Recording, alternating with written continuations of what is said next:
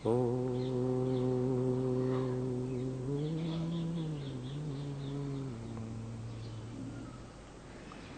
मंगलमय मंगलकरण वीतराग विज्ञान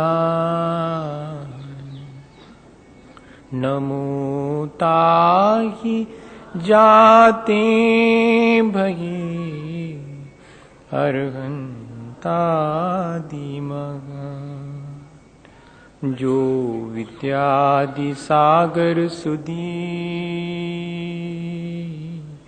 जो विद्यादि सागर सुधी गुरु हैं हितैषी शुद्धात्म में निरत नित्य हितोपदेशी वे पाप ग्रीष्म ऋतु में जल हैं सयाने पूजूं उन्हें सतत केवल ज्ञान पाने पूजूं उन्हें सतत केवल ज्ञान पाने। बोले भगवान महावीर स्वामी की, आचार्य कुंद कुंद स्वामी की, आचार्य गुरुवर विद्यासागर मुनि महाराज की।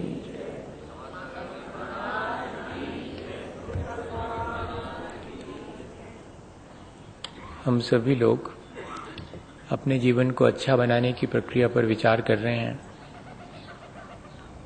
और हमारी ये रोज की प्रक्रिया आज अपने उपसंहार पर है।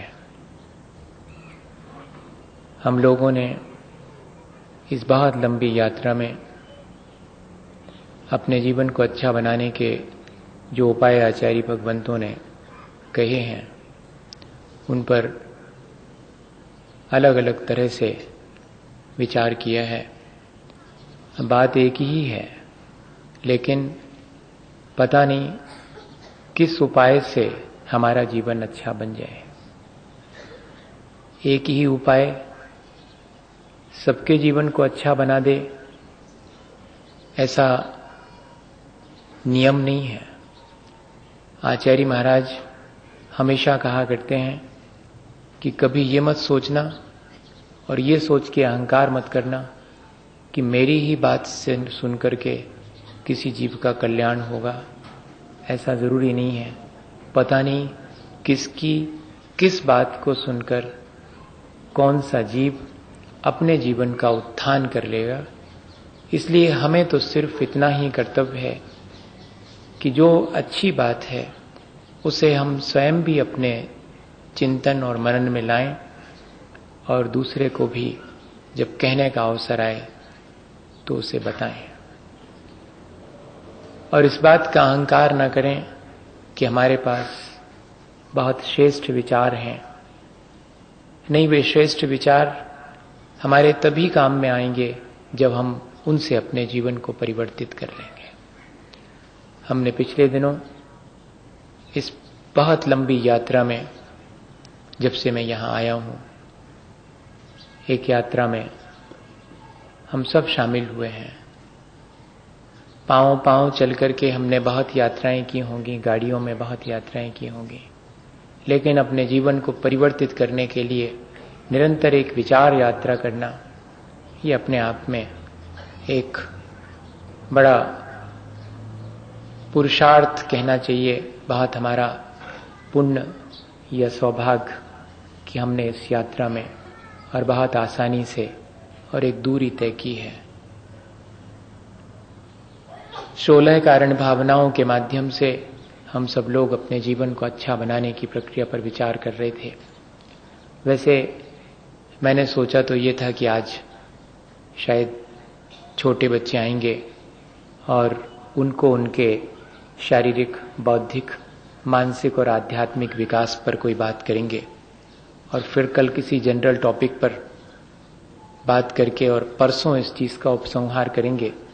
और पहले अक्टूबर से जो अपन को बहुत दिन से ड्यू है, अपने बांधे गए कर्मों को काटने और उनको किस तरह से भोगें, इस पर विचार करना शेष था, वो करेंगे।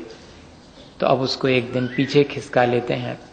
अपन परसों से इस बात पर विचार करेंगे कि इस संसार में कर्म कैसे बंधते हैं, कैसे हम उनका फल भोगें, जिससे कि ये कर्म बंध की प्रक्रिया और धीरे धीरे खत्म हो और हम अपने मुक्ति का आनंद ले सकें। उस प्रक्रिया पर परसों से विचार करेंगे। आज जो शेष है वो यही है कि अंत में एक और भावना, 15 भावनाओं पर अपन ने विचार किया है, जिसमें प्रमुख है दर्शन विशुद्धि, हमारी दृष्टि की निर्मलता, और इतना ही नहीं, दृष्टि की उदारता। ये दृष्टि की निर्मलता का नाम तो सम्यक दर्शन है, लेकिन दृष्टि की उदारता का नाम दर्शन विशुद्धि है। हमने ऐसा थोड़ा सा डिफरेंशिएट करने का और समझने का प्रयास किया था।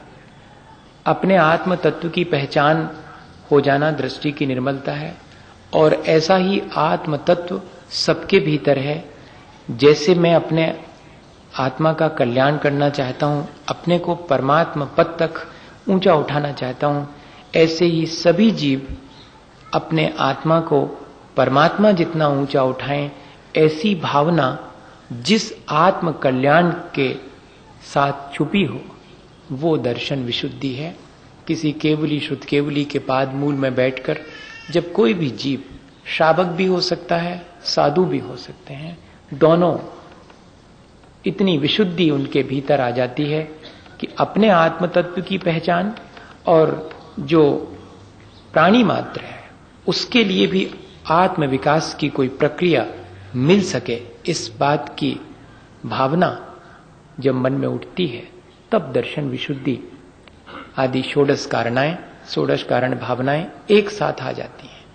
एक के आने पर सब आती हैं, ये ध्यान रखें। दर्शन विशुद्धि है तो बाकी सब हैं।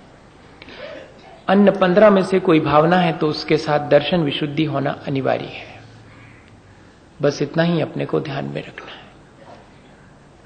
ऐसी जब तक भावना मन में नहीं आएगी, जब तक अपने आत्म तत्व की पहचान और प्राणी मात्र के आत्मा के कल्याण की भावना मन में नहीं आएगी, तब तक और बाकी जो 15 भावनाएं हैं वो अपना प्रभाव नहीं जमा पाएंगी, वो अपना प्रभाव, अपना असर नहीं डाल पाएंगे।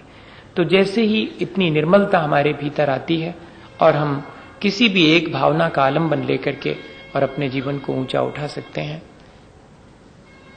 अंतिम भावना लिखा है प्रवचन वत्सलत्व। साधर्मी से धेनु वत्स वत स्नेह धर्मानुराग।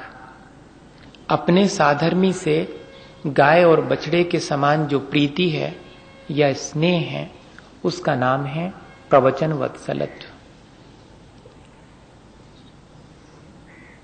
वैसे देखा जाए तो पहली दर्शन विशुद्धि भावना में भी वही भाव है कि प्राणी मात्र का कल्याण हो, और यहां भी वही बात है, लेकिन इंटरप्रिटेशन का ढंग है। पता नहीं किस तरह से किस जीव को समझ में आ जाए। वात्सल्य, स्नेह, प्रीति, प्रेम, दया, करुणा, ये सारे सिनोनिम्स हैं, एकार्थवाची हैं, लेकिन अलग अलग संदर्भ में इनके अर्थ भी अलग अलग हैं।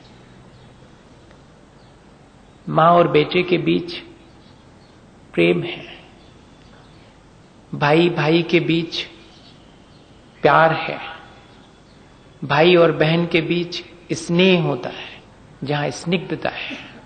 ये शब्दों के प्रयोग अलग अलग हैं, लेकिन साधर्मी के प्रति वात्सल्य शब्द लिखा हो। मां का बेटे से प्रेम कहलाएगा, वात्सल्य की संज्ञा हम तब देंगे जबकि अपने बेटे के कल्याण की भावना करेगी तब, और निस्वार्थ भाव से, अपेत कईतवा, बिना किसी स्वार्थ के। ऐसा हो नहीं पाता, इसलिए गाय और बछड़े का उदाहरण वात्सल्य के लिए देना पड़ा, मां और बेटे का नहीं दिया, क्योंकि मां के भीतर अपने बेटे के प्रति कितना भी हो मोह बना ही रहता है, और उस मोह के चलते निस्वार्थता आ नहीं पाती है। और वात्सल्य वो है जिसमें कि निस्वार्थता है। अनात्मार्थम विना रागई शास्ता शास्ति सतो हितम ध्वनन शिल्पी करस्पर्शान मुर्जा किम अपेक्षते। भगवान की दिव्य ध्वनि खिरती है, वे राग द्वेष से परे हो गए हैं। उस दिव्य ध्वनि से प्राणी मात्र का कल्याण होता है, भगवान को उससे कोई लाभ नहीं होने वाला, कोई हानि नहीं होने वाली। अनात्मार्थम, वे अपने आत्मा के उत्थान के लिए इस प्रक्रिया को नहीं करते। सहज भाव से प्राणी मात्र के कल्याण के लिए उनकी दिव्य ध्वनि खिरती है, उससे भगवान के कोई फर्क नहीं आता, उनका कोई लाभ हानि उसमें नहीं है। ऐसी दिव्य ध्वनि की योग्यता जिसको हासिल करनी है, उसके मन में भी ऐसा ही भाव होना चाहिए, मेरा कोई स्वार्थ नहीं है, सिर्फ हित करना है मुझे। जब इस तरह की भावना मन के भीतर आती है तब वो कहलाता है वात्सल्य। गाय कभी अपने बछड़े से ये अपेक्षा नहीं रखती कि जब कभी घास कम हो जाएगी तो ये बछड़ा मुझे वहां से उठा के घास ले आके दे देगा। ना आज तक किसी बछड़े ने अपनी गाय के मां के सामने घास लाके डाली होगी, न प्यास लगने पर बाल्टी भर के पानी रखा होगा, न कभी इंजेक्शन लगवाने के लिए डॉक्टर को वो लाया होगा तबीयत खराब हो जाने पर। बेटे से ये सारी अपेक्षाएं हो सकती हैं एक मां को और पिता को, लेकिन गाय को अपने बछड़े से ये कोई आकांक्षा और अपेक्षा नहीं होती, होगी भी तब भी इसकी पूर्ति नहीं हो सकती, ये संभव ही नहीं है। ये उदाहरण इसलिए दिया गया है कि भले ही वहां पर ये चीजें संभव ना हो, पर वहां पर ये चीजें होती ही नहीं है। ऐसा ही हमारे भीतर भी साधर्मी के प्रति भाव हो। अपने बेटे के प्रति तो मोह का भाव होता है। विनोबा के घर में उनके पिता एक अनाथ बच्चे को ले आए कि यहीं पर पढ़ेगा, लिखेगा, पलेगा, पोसेगा, गरीब है। सो विनोबा की मां उसको तो गरम गरम रोटी बना करके खिलाती, और विनोबा जब आते तो वही ठंडी वाली परोस देती। विनोबा ने एक दिन कहा कि मां, तुम ऐसा भेदभाव क्यों करती हो, ऐसा पक्षपात क्यों करती हो? मैं तुम्हारा बेटा, मुझे तुम ठंडी परस देती हो, और वो तो दूसरे के यहां से आया हुआ, उसको गरम गरम खिलाती हो, और तुम कहती हो कि सबके साथ समान व्यवहार करना चाहिए। उनकी मां ज्यादा पढ़ी लिखी नहीं थी। अच्छा, ज्यादा पढ़ी लिखी नहीं हुए तो अच्छे संस्कार डालती बच्चों पे। हमारी मां दूसरी पढ़ी थी, हाँ, फिर पढ़ी नहीं है वे, कि अब बड़ी हो गई मोड़ी, सो अब घरे रहो, अब जितो पढ़ने सो घर ही पढ़, लेकिन शास्त्र अच्छे बाँच लेती थी, हाँ, पली दूसरी थी। और ऐसे ही विनोबा की मां के साथ में था, पढ़ी नहीं थी, लेकिन संस्कार बच्चों को यही दिए। क्या दिए? कि इसमें कल्याण नहीं है, कल्याण तो सबके प्रति समता भाव रखने में है, भेदभाव में नहीं है। ये बच्चों को सिखा रहे हैं। आज अपन सिखाते हैं क्या कि अपने साधर्मी से स्नेह रखना चाहिए, अपने साधर्मी से निस्वार्थ प्रेम करना चाहिए, मदद करनी चाहिए। तो उनकी बात उन्हीं पर डाल दी विनोबा ने कि मां तुम ऐसा मुझे सिखाती हो, लेकिन खुद तो तुम ऐसा कर रही हो। तो मालूम क्या जवाब दिया था? अरे बेटा, तू समझ नहीं पा रहा है, तू मेरा बेटा है, ये भाव मेरे भीतर है, इसलिए मैं तुझे कभी ठंडी भी कभी गर्म भी तेरे साथ तो ऐसा व्यवहार करती, लेकिन मुझे उस पराये बेटे में ईश्वर दिखाई पड़ता है। तेरे भीतर अभी मुझे ईश्वर दिखाई नहीं पड़ता, तेरे भीतर तो बेटा दिखाई पड़ता है, इसलिए मेरा मोह जागृत होता। उसके भीतर मुझे ईश्वर दिखाई पड़ता कि ये अतिथि बन के आया है, मुझे इसकी सेवा करनी है, मुझे इसे गरम खिलाना है। कभी उसमें चूकती नहीं हूं, तुम्हारे साथ तो मैं चूक जाती हूं। ऐसा ही मोह हमें दूसरे के भीतर आत्म तत्व है और उसका विकास होना चाहिए, ये मोह के सद्भाव में दिखाई नहीं पड़ता। इसलिए कह रहे हैं कि जितना मोह कम होता चला जाएगा और दूसरे के भीतर आत्म तत्व दिखने लगे और उसका भी मुझे कल्याण करना है, ऐसा साधर्मी के प्रति अगर वात्सल्य का भाव उमड़े तो वह भी तीर्थंकर प्रकृति के बंध का कारण बनेगा। बताइए, साधर्मी के प्रति वात्सल्य रखने से अपन तीर्थंकर बन जाएंगे, ऐसा तो बहुत मुश्किल मालूम पड़ता है।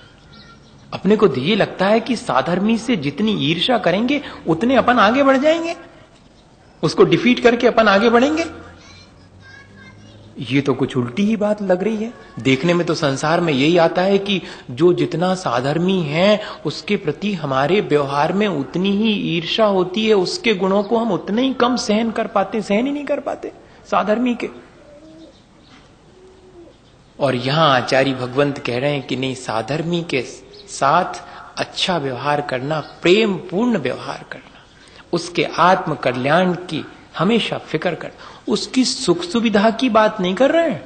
हाँ, नहीं तो आप ऐसा अर्थ ले लो, उसकी सुख सुविधा जुटाना, उसको संसार बढ़ाने के साधन जुटा देना, ये साधर्मी के प्रति प्यार नहीं है, ये तो उसका अहित करना है। वात्सल्य तो वो है जिसमें कि उसके कल्याण की चिंता हम कर रहे हैं।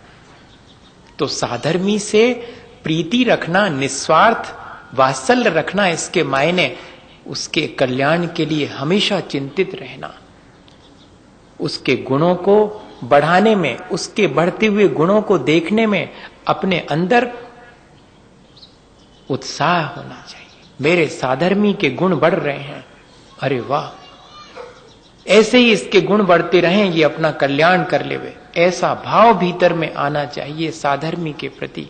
लेकिन होता उल्टा है, साधर्मी से विषमवाद होता है। इसलिए आचार्यों ने एक भावना रखी है कि साधर्मी से विषमवाद अगर करेंगे तो अचौरी व्रत का पालन नहीं होगा। अचौरी व्रत का पालन करने की भावनाओं में वैक्ष शुद्धि सधर्मा विषमवादा पंच लिखा है। साधर्मी से वात्सल्य रखने में अचौरी व्रत पलेगा, और अगर आप विषमवाद करेंगे तो आपका महाव्रत भी खंडित हो जाएगा। बताइए, ऐसा ये वात्सल्य है। व्यवहार कैसा करना, अभी अपन कैसा करते हैं, अभी अपन कंपेयर करते हैं। साधर्मी से कंपेयर क्या करना, साधर्मी से तो वात्सल्य करना। कंपेयर तो शत्रु से किया जाता है, ये तो हमारा साधर्मी है।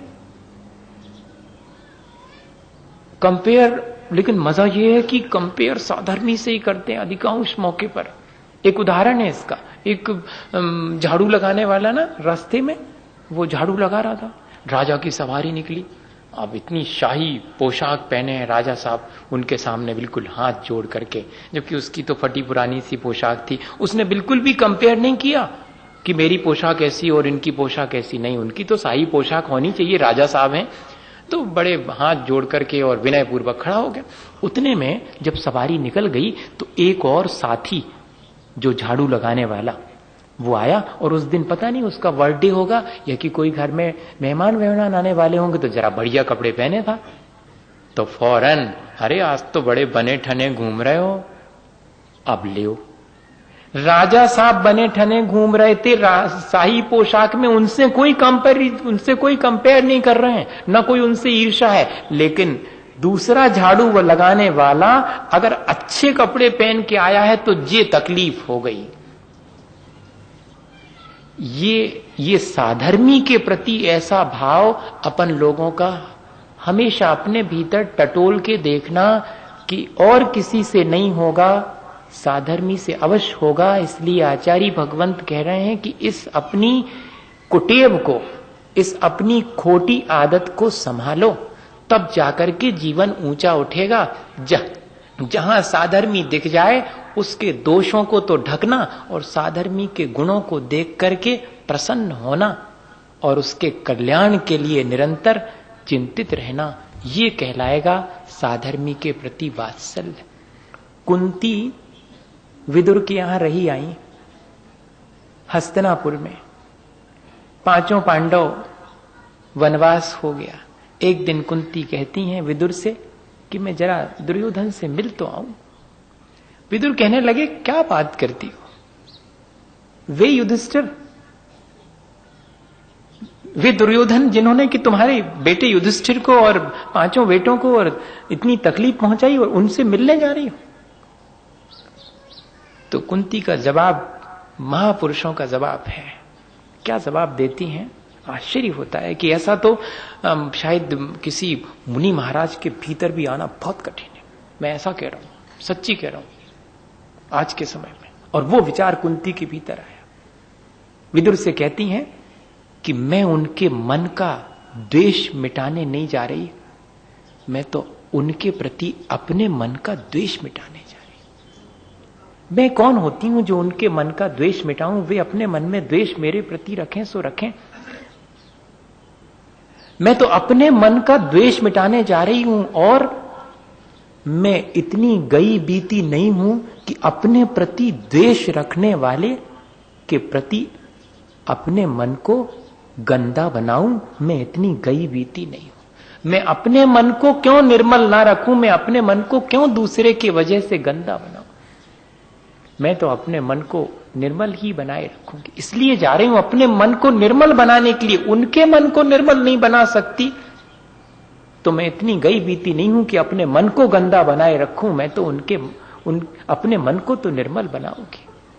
ऐसी बात कहने वाले के भीतर ही प्रवचन वत्सलत्व आएगा।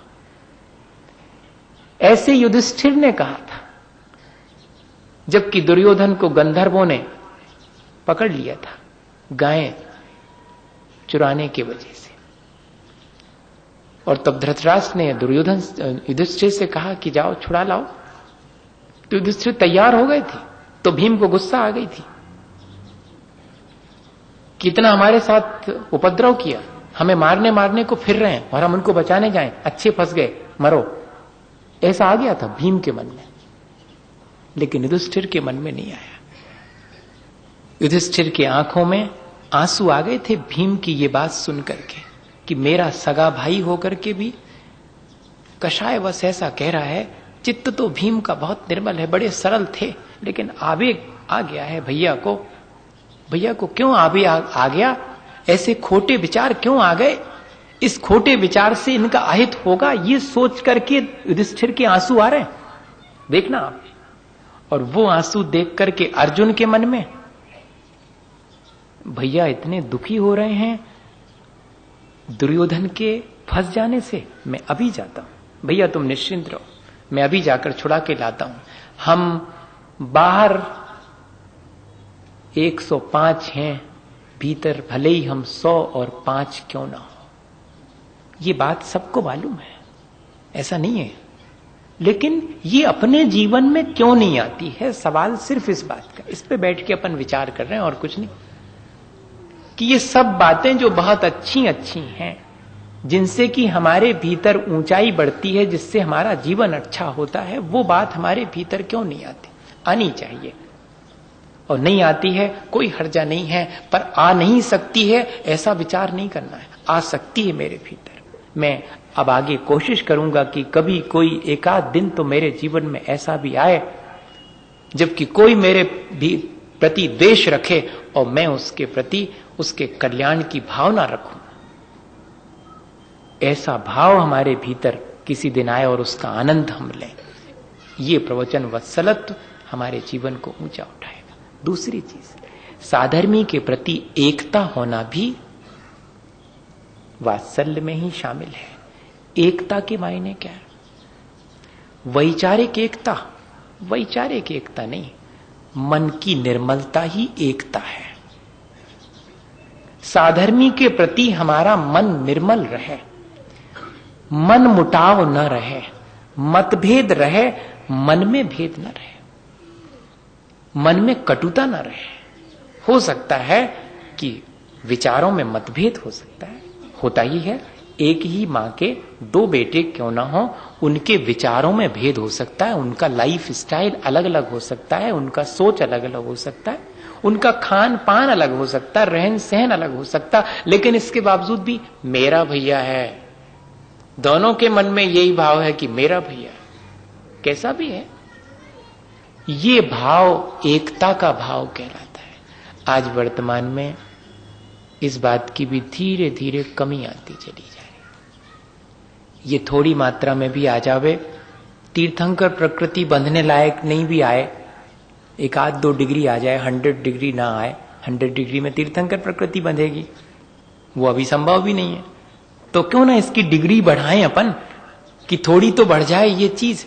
आपस में सामाजिक मतभेद कितने सारे हैं, आपस में व्यक्तिगत कितने मतभेद हैं, वो कितने दिन तक चलते हैं। एक आध 2-4 दिन तो सबके होते हैं भैया, लेकिन ये जिंदगी भर सामाजिक और वैचारिक और व्यक्तिगत इन मतभेदों को क्या हम एकता में कन्वर्ट नहीं कर सकते हैं? इस पर विचार करना चाहिए। तब अपन कह पाएंगे कि हाँ, प्रवचन वत्सलत्व की चर्चा हमने करी।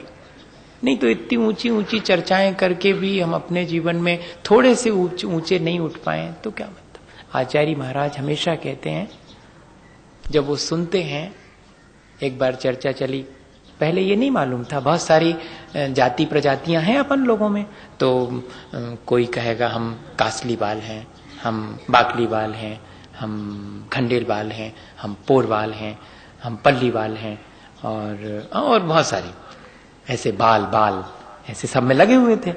तो आचार्य जो है, आचार्य हंस करके क्या बोले, देखो भैया ये सब बाल हटा दो ताकि ये खाल हो जाए तो सब एक साथ बैठ जाएंगे।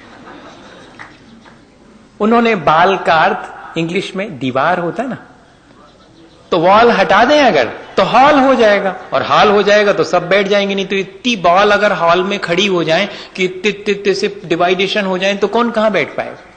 और ये हो रहा है, कितने डिवाइडेशन सड़ी सड़ी सी बातों पर लेकर के, अपने पूजा की पद्धति को लेकर के, अपने धर्म ध्यान की पद्धति को लेकर के, बताओ तो इसमें क्या रखा हुआ है। ये सब चीजें पीछे छूट जाएंगी, साथ में क्या जाएगा। जितना हमने अपने जीवन को ऊंचा उठाया होगा, जितना राग द्वेष घटाया होगा वो साथ में जाएगा, जितना राग द्वेष किया होगा सब यहीं पर राग द्वेष धरा रह जाएगा, और जो खोटे कर्म बंधे होंगे वे लेकर के साथ में चले जाएंगे। ऐसा विचार करना चाहिए, ऐसा विचार मन के भीतर आना चाहिए कि हमारे भीतर साधर्मी के प्रति एकता, मिक्सअप होने की भावना है कि नहीं, या कि छिटक करके अलग होने की भावना है। अगर क्या देर लगनी, किसी से भी अगर आपको बुराई करनी हो 1 मिनट नहीं लगता, और अगर किसी से लगातार प्रेम का निर्वाह करना हो बहुत मेहनत करना पड़ती। प्रेम का संबंध का निर्वाह करने के लिए बहुत जिंदगी लग जाएगी। घृणा का संबंध 1 मिनट में मेंटेन हो जाता, फट से बोलचाल बंद माने बंद। और बोलने के लिए किसी से को अत्यंत प्रयत्न करना पड़े कि इनसे हमारा जरा बोलचाल हो जाए, इनसे हमारी जरा मित्रता हो जाए, इसके लिए बहुत एफर्ट, और खटाई करनी हो 1 मिनट नहीं लगना। हमें ऐसा विचार करके और अपने भीतर एकता बढ़ानी चाहिए साधर्मियों के प्रति, कि ये मेरा साधर्मी सच्चे देवगुरु शास्त्र को ये भी मानते हैं, सच्चे देवगुरु शास्त्र को ये मैं भी मानता हूं, मैं भी अपने आत्म कल्याण को करना चाहता हूं, ये भी करना चाहता हूं, ये मेरे साधर्मी हैं। बस ये साधर्मी की परिभाषा है। जो आत्म कल्याण के लिए लगे हुए हैं, जो सच्चे देवगुरु शास्त्र और वीतरागता की उपासना करने में लगे हैं, जो सदकर्मों में लगे हैं, जो परोपकार और दूसरे के कल्याण के लिए विचार करते हैं और अपने स्वयं का कल्याण करने में लगे हैं, वे सब हमारे। और व्यापक अगर देखें तो जिनके भीतर अहिंसा और सत्य के प्रति श्रद्धा है, वे सब हमारे साधर्मी। इतना ब्रॉड हमारा एटीट्यूड होना चाहिए, साधर्मी का दायरा इतना बड़ा कर लें, और फिर साधर्मी के प्रति हमारे मन में वात्सल्य लाए। हाथी को सबने इंडिविजुअली इन्विटेशन दिया हमारे यहां पर आना। हाथी ने कहा आएंगे। हाथी बहुत बड़ा, जंगल में सबसे बड़ा प्राणी, तो सारे जीवों को इंटरेस्ट था कि हाथी हमारे यहाँ, हाथी बाबा दादा हमारे यहाँ पर आए। बच्चों की कहानी है ये, हाँ वैसी वाली, हाथी दादा। अपन नहीं कह पाएंगे, अपन तो हाथी आ जाएगा तो गाय आ जाएगी तो हटो, ऐसा करेंगे। वो आपस में कह रहे हैं हाथी दादा हमारे यहाँ आना। खरगोश ने भी निमंत्रण दे दिया। अब बताओ खरगोश के यहाँ पर क्या है, इतने से में तो रहता है वो, और हाथी दादा को बुला रहे हैं, हाँ आएंगे। निकले एक दिन हाथी दादा सबके यहाँ पर बैठने के लिए कि चलो। अब पहुंचे सबसे पहले खरगोश के यहाँ, वो हाथ जोड़ के बाहर आ गया अपने छोटे से उसमें से, आओ दादा बैठो। कहाँ बैठूं? खरगोश ने एक ठो जो है दरी बिछा दी। अब खरगोश की दरी कितनी बड़ी होगी, वो इतनी छोटी सी दरी होगी उसकी, तो उसने बिठा दी, बैठो दादा। अब कैसे बैठे, बस अच्छा है, खुश हो तुम, आगे जा रहे हैं। सबके यहां पर गए और सबके पास क्या था, इतनी सी जगह है, इतनी सी बिछात है, और सबने अपनी तरह से स्वागत किया जिसका जितना बना, लेकिन बिठा कोई नहीं पाया हाथी दादा को अपने आंगन में। तब कोयल बैठी देख रही है वृक्ष पर सारा नजारा जंगल का, सब अपने अपने घर से निकल के रिक्वेस्ट करते हैं आओ दादा आओ, लेकिन बिठाल कोई नहीं पाता हाथी दादा को। सब मिलकर अपना घर छोड़कर इस बाहर के मैदान में अपनी अपनी दरियां इकट्ठी करके बिछा देते, तो हाथी दादा सबकी दरी पर बैठ जाते। नहीं आई समझ में? कहानी बच्चों की है लेकिन है कितनी मजे की कहानी बच्चों की भी हो करके। हम लोग इससे शिक्षा नहीं ले पा रहे हैं। बस दुख इस बात का है कि अपन कैसे हो गए हैं, अपना मन कितना छोटा हो गया है। इस मन को हम कैसे इतना उदार और इतना विशाल बनाएं कि जिसमें सब समा जाए। बस इतनी भावना, अपने भावना भाने में क्या लगना भैया, अपन ने इतनी देर में थोड़ी बहुत भावना नहीं बनी होगी। अब कर पाए नहीं कर पाए बात की बात छोड़ो, लेकिन भावना तो बनाएं। रोज रोज सुबह शाम अगर बैठ करके 5 मिनट ऐसी भावना बनाएं कि मेरे मन में इस तरह की चीज भी आए। क्यों नहीं आती है मेरे मन में ये चीज? क्यों अपने ही तक सीमित रहने की बात आती है? क्यों दूसरे के प्रति हमारे मन में उतना उत्साह और प्रेम नहीं उमड़ता? जिससे हमारा स्वार्थ सत्ता है उसके प्रति तो बड़ा प्रेम है हमारा, और जिससे हमारा कोई स्वार्थ नहीं सत्ता उसके प्रति कोई प्रेम नहीं। क्यों नहीं है? इतना सीमित क्यों है हमारा दायरा? ऐसा मन में अपने विचार आना चाहिए। और इतना ही नहीं, साधर्मी अगर कभी हमारे प्रति दुर्व्यवहार भी करे, तब भी हमें उसके द्वारा किए गए एक उपकार को भी नहीं भूलना चाहिए। 100 अपकार हैं और एक उपकार है, तो 100 अपकार को भूल जाना चाहिए, एक उपकार को याद रखना चाहिए। ये आखिरी बात कह रहा हूं। होता यह है कि मन में अभी बैठे बैठे आ रहा होगा, क्या है तो बात सही, लेकिन हमने तो उनके प्रति इतनी बार अच्छा व्यवहार किया, उनका तो व्यवहार बदलते नहीं है, वो तो हमेशा ऐसे ही खराबी व्यवहार हमारे साथ करती। महाराज जी जरूर कह रहे हैं उनके साथ कौन सा उपकार किया उनने हमारा, हमने कितने उपकार किए उनके ऊपर? एक आध बार उनने कभी उपकार किया होगा, बाकी तो हमेशा अपकार ही करते रहते। ऐसा मन में आ जाता भाव। उसी के लिए कह रहे हैं आचार्य भगवंत सब समझते थे, राई रत्ती हमारे मन की चाल। हाँ, कि इसकी चाल ऐसे ही है, एक उपकार को तो रख देगा कोने में, और 10 अपकार होंगे तो उनको इतना हाईलाइट करेगा वो कि बस कुछ पूछो मत। ऐसा तो मन है, ये मन की चाल है, ये मन की कुटेव है। एक उपकार को भी याद रखा जा सकता है और 10 अपकार को भी भूला जा सकता है। ये भी मन की ही बात है अपने भीतर के। हमें इस चीज का प्रयत्न करना चाहिए कि हम फॉरगिव एंड फॉरगेट, हम दूसरे के अपराधों को क्षमा करें और भूल जाएं, और वो भी साधर्मी के जरूर से। तब जाकर के हमारे मन में इस तरह की भावना उत्पन्न हो। एक छोटा सा उदाहरण सुनाता हूं, शायद पहले सुना चुका हूं क्या पता, पर आज के अवसर पर बहुत जरूरी है, वो बना रहेगा याद में। तो एक राजा का एक सेवक था, तो सेवक से राजा को बड़ा प्यार था। ऐसा जनरली होता नहीं, नौकर से उतना ही प्यार होता है जितना नौकर काम करता, बस बाकी थोड़ी रहता उसकी भी घर गृहस्थी होगी, उसके भी सुख दुख होंगे, क्या चिंता अपने को, अपने सुख दुख और अपनी घर गृहस्थी की चिंता दुनिया को होती। राजा को लेकिन अपने उस सेवक की बहुत चिंता रहती थी। कभी भी राजा ने अकेले भोजन नहीं किया, सेवक ने परोसा तो परोस लेने के बाद कहा कि तुम भी अपनी थाली लगाओ यहीं पर, हमें तो परोस दिया, तुम भी अपनी थाली लगाओ, यहीं मेरे साथ बैठ के खाओगे, और वो सारी चीजें जो मेरी थाली में परोसी गई हैं वो उसमें होनी चाहिए, मैं देखूंगा। बहुत कठिन है, बहुत कठिन है बाबा, कहानी में ही अच्छा लगता है, बाकी तो नहीं लगता। हाँ, बाकी तो बहुत मुश्किल है।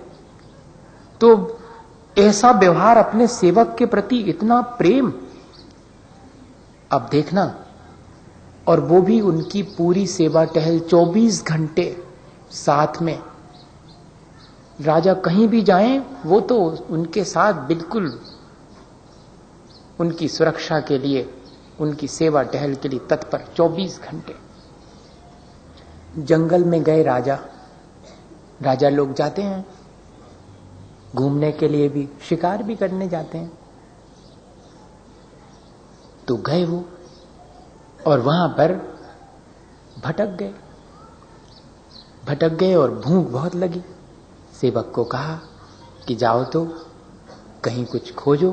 वो खुद भी परेशान था कि अब आज ऐसी स्थिति आ गई कि मैं कुछ भी सेवा नहीं कर पा रहा हूं। और राजा को क्या लग रहा है कि ये मेरे पीछे यहां से वहां भोजन की तलाश में घूम रहा है, इसको भी तो और भूख लगाई होगी, कुछ मिल जाता तो ये भी खा लेता, मैं भी खा लेता। दोनों एक दूसरे के लिए चिंतित है, और दोनों चाहते तो अपने अपने लिए चिंतित हो सकते थे, जैसे अपन लोग, हाँ, अपने अपने लिए चिंतित होते। अब देखना,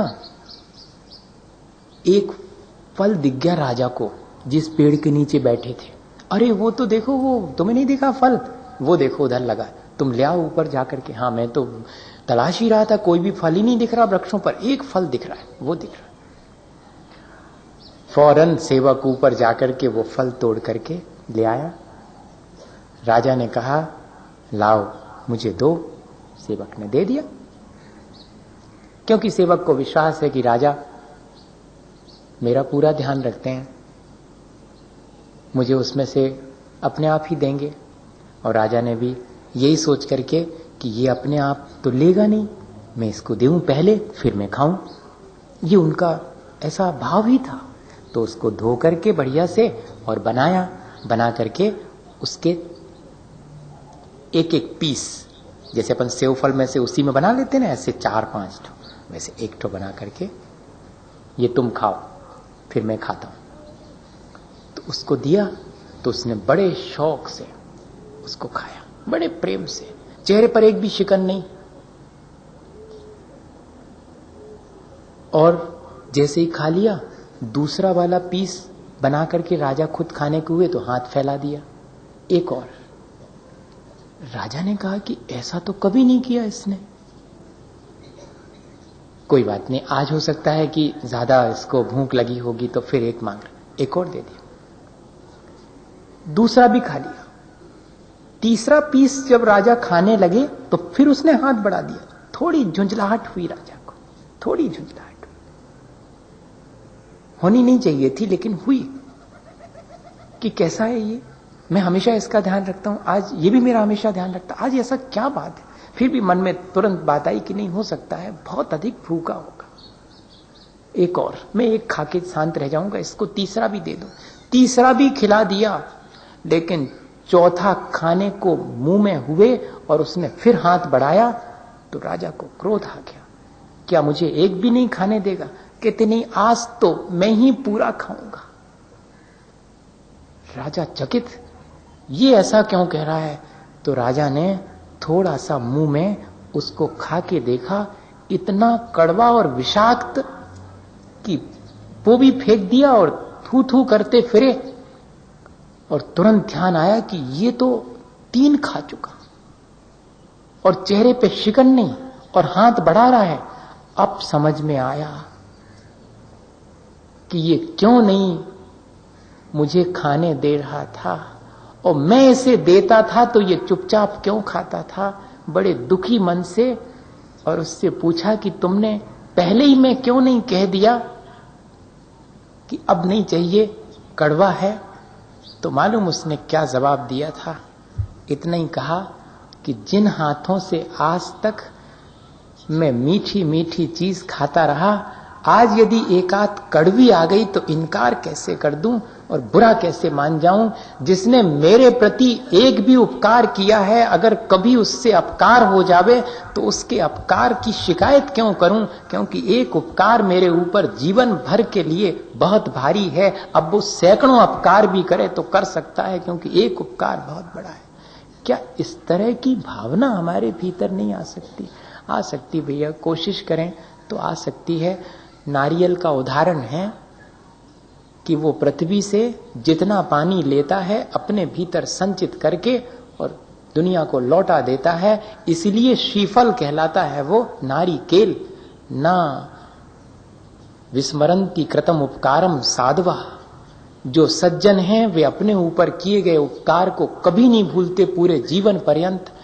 यह जो साधर्मी के प्रति उपकार का भाव और उसके द्वारा किए गए उपकार की कृतज्ञता, वो लाएगी हमारे भीतर वात्सल्य।